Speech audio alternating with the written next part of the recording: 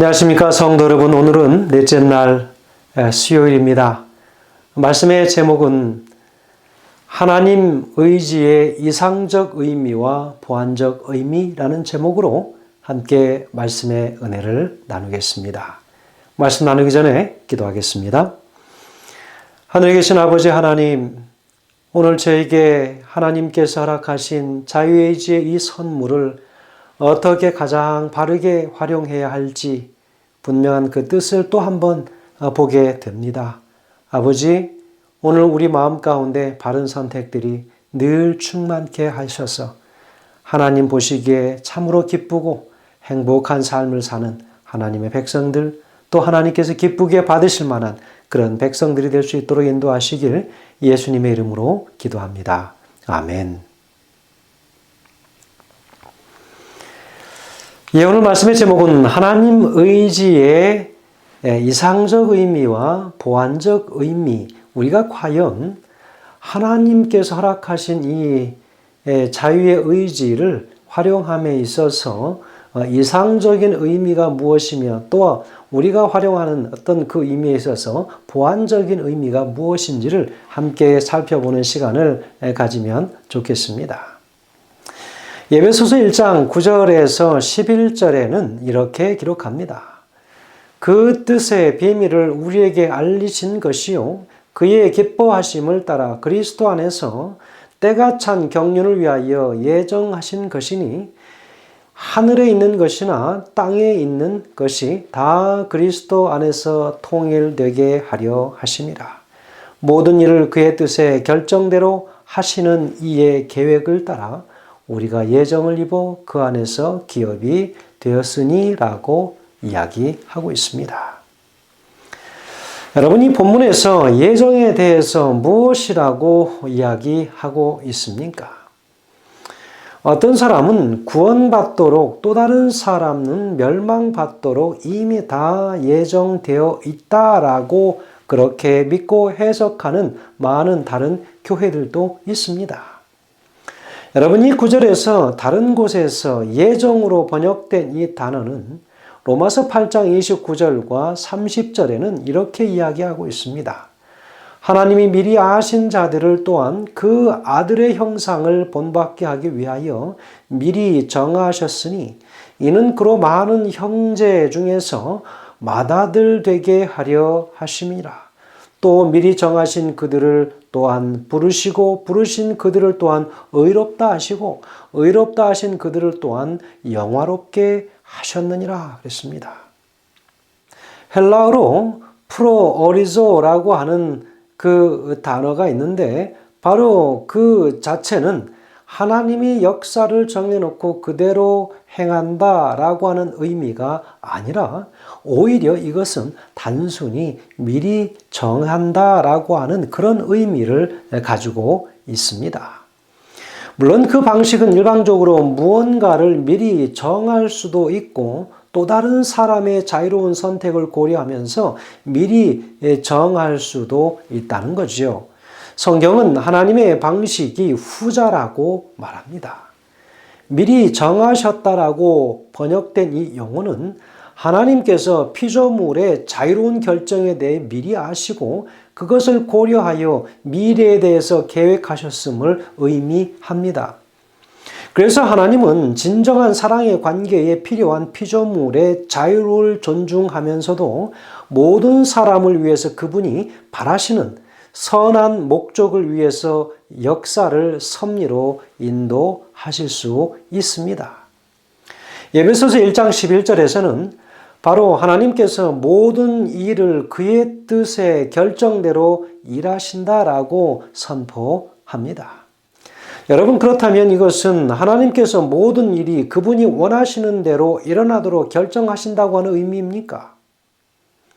그래서 에베소서 1장 9절에서 11절에서 읽었었던 바로 이 말씀만 따로 떼어서 읽어보면 본문이 이런 관점을 지지하는 것처럼 보일 수 있다는 것이지요. 그 뜻의 비밀을 우리에게 알리신 것이요 그의 기뻐하심을 따라 그리스도 안에서 때가 찬 경륜을 위하여 예정하신 것이니 하늘에 있는 것이나 땅에 있는 것이 다 그리스도 안에서 통일되게 하려 하심이라. 모든 일을 그의 뜻에 결정대로 일하시는 이의 계획을 따라 우리가 예정을 입어 그 안에서 기업이 되었느니라 라고 이야기합니다. 여러분, 그러나 이 해석은 사람들이 때때로 하나님의 뜻을 거부한다고 하는 것을 보여주는 앞서서 살펴본 많은 본문들과는 상당히 모순이 됩니다. 누가복음 7장 30절에는 이렇게 이야기합니다. 바리새인과 율법 교사들은 그의 침례를 받지 아니하므로 그들 자신을 위하여 하나님의 뜻을 저버리니라 그랬습니다. 누가복음 13장 34절에서는요. 예루살렘아 예루살렘아 선지자들을 죽이려고 내게 파송된 자들을 돌로 치는 자여 암탉이 제 새끼를 날개 아래 모음같이 내가 너희의 자녀를 모으려고 한 일이 몇 번이냐 그러나 너희가 원하지 아니하였도다 그랬습니다.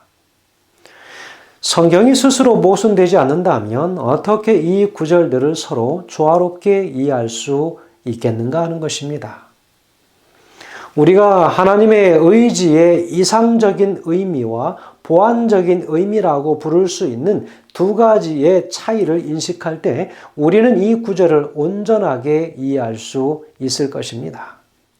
이상적인 하나님의 뜻은 하나님이 실제로 일어나기를 원하시는 일이고 또 모든 사람이 항상 하나님이 바라는 대로 행할 때 일어날 수 있는 일을 이상적인 하나님의 뜻이라고 그렇게 이야기합니다.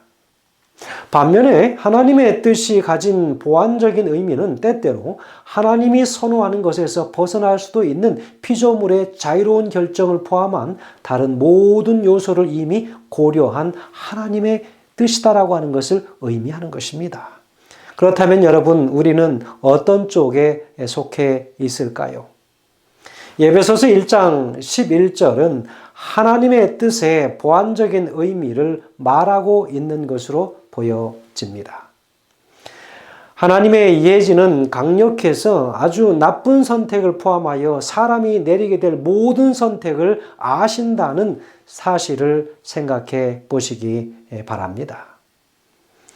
인간의 선택을 알면서도 하나님은 모든 것이 합력하여 선을 이루게 하실 수 있으십니다. 이 진리에서 여러분은 어떤 위로를 얻게 되시게 될까요? 성도 여러분, 우리가 특별히 predestination이라고 하는 이 예정론 사상에서 우리가 얼뜻 보기에는 에베소서 1장에 나와 있는 9절에서 11절까지의 말씀은 마치 그 예정론 사상을 뒷받침하는 것처럼 보인다면 성경의 많은 부분이 혼동스럽게 될 것입니다. 기도하지 않아도 되는 것입니다. 내가 어떠한 살인죄를, 어떠한 악한 죄를 짓는다 할지라도 만약에 내가 구원받기로 다 정해지고 예정되었다면 아무렇게 살아도 구원받게 된다는 논리밖에 되지 않습니다.